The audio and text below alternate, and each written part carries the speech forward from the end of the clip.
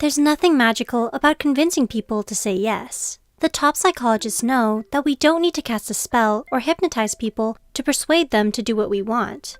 All we need is a solid understanding of psychology. So what does science say about the art of persuasion? How can we use our knowledge of the human brain to get people to say yes? We've come up with 7 tricks that might just work. Know your audience. This should be your first step. Before you even try to persuade someone, you need to understand who that person is on the inside. You need to know what makes them tick. One study examined different advertising techniques used by big brands. They found that certain ads were more persuasive for different kinds of people. For example, extroverts responded differently to certain ads which appealed to their open-mindedness when compared to introverts. Changing your persuasion tactics based on the unique aspects of the person you're trying to persuade is called psychological targeting, and it's extremely effective. Do favors for people. One of the best-known persuasion techniques revolves around something called the reciprocity bias.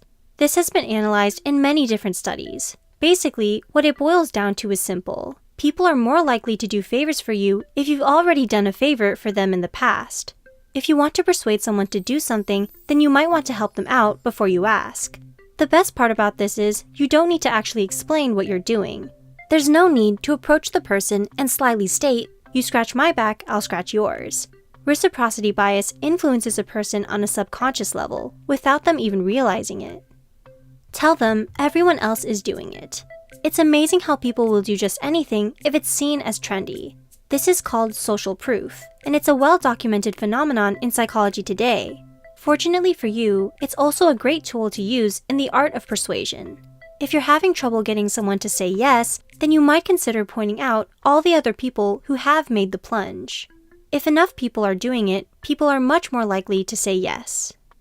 Make it sound like a rare opportunity. You've probably heard plenty of ads which rely on this persuasion technique. How many times have we heard a salesman tell us to act quickly and that soon all the products will be gone? This technique revolves around something called the scarcity principle, which is another well-documented psychological phenomenon. People are much more likely to act if they feel like whatever they have to gain is in short supply. Whatever is rare is automatically seen as valuable in the human brain, for the most part. So if you're trying to convince someone to say yes, why not use that to your advantage? Tell them how rare of an opportunity it is, and how they might miss out if they don't act. Give it time. Sometimes, patience is the best tactic. This is definitely true when it comes to persuasion. Why? It all has to do with something called the sleeper effect.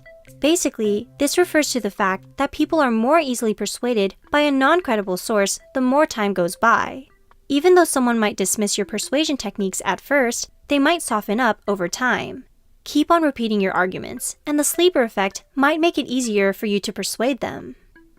Make it emotional. When it comes to the art of persuasion, this is huge.